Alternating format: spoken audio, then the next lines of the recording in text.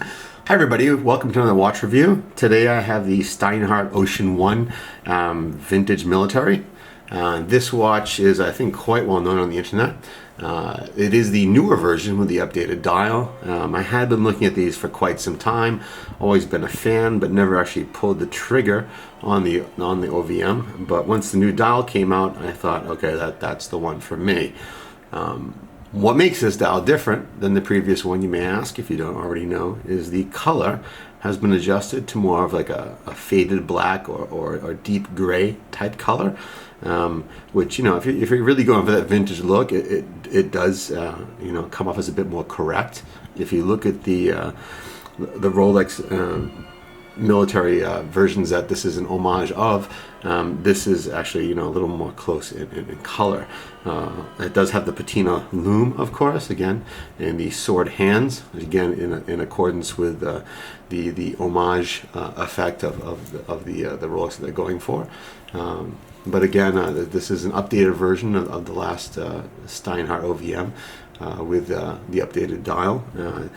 Everything else on the watch, as far as I can tell, is the same as the previous model. Nothing else has been updated or changed, which is good because, in my opinion, you know, it was a great watch and didn't need much work. It does have, you know, extremely nicely made case. The polishing, the brushing is extremely high quality. The bracelet itself is also a very smooth, very well made, quite heavy, robust watch.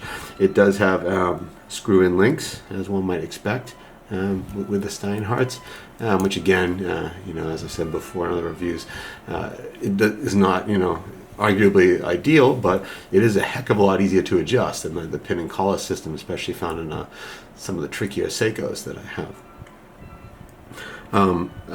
Back again to the dial itself, because I do think that's the, you know, the key feature of this watch. It does have some updates that I think make it just that much nicer than the previous version. It does have the proper 1,000 feet, 300 meter markings on the dial.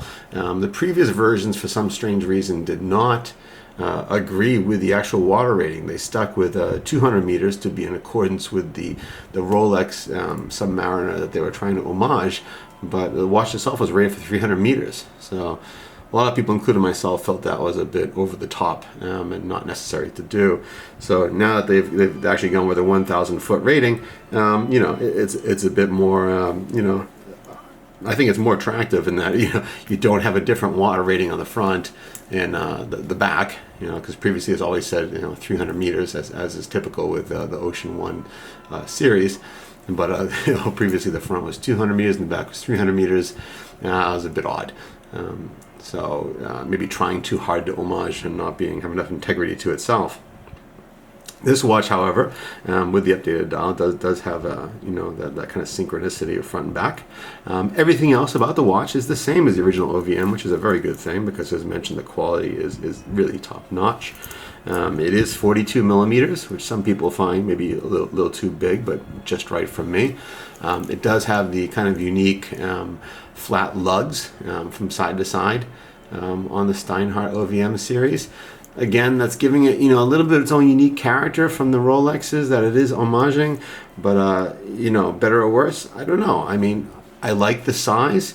I find that the very straight lugs do make it float a bit on the wrist. So if you have a smaller wrist, it may feel bigger than it is actually at 42. Myself, my wrist is about 7.5 inches, about 19 centimeters, and it fits me extremely well. I have no issues whatsoever with it. I do find it an exceptional watch. Great value for the money. You know, it's about $450. It does have all the features you would expect in a watch at about that price range. It has a sapphire glass, the etched crown, high quality bracelet with solid end links, of course. You know, some nice engravings again on the back of the case. You know, give it a little extra character. The clasp itself, typical Steinhart. You know, basically folded steel, but, you know, high quality. The interior parts.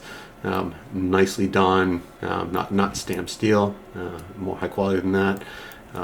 Does close with some quite assuring solidity. Really quite an excellent value for the money, especially considering it has a decent ETA Swiss movement in it. So again, I think this is a great series of watches. They have a lot of variety in them. This one being the newly updated OVM model with the updated dial, I think it makes it that much more attractive. For me, at least, I really do like this updated version that much more, and hence I pulled the trigger and bought this one and added it to my collection. I think it's a worthy add to anyone's collection if they do like this style of watch, if the size fits them. The quality is certainly there. It's unique enough to stand out from the typical Rolex homage watches out there. And it's got that great, at least to me, attractive, like kind of Swiss-German blend. The Swiss movement and the expected Swiss quality with that little extra bit of detail that you get out of German watches. So again, I think it's great value for the money. It's unique enough to stand on its own. I think a worthy add to anyone's collection. So I'm proud to have it as my own, and I think anybody else would be wisely advised to pick one up if they're interested in watches of this style. Price I paid was about $450 from Gnomon Watches. Well worth the money spent, and I highly recommend it to anybody looking for a high quality, uniquely styled diver watch. Thank you very much.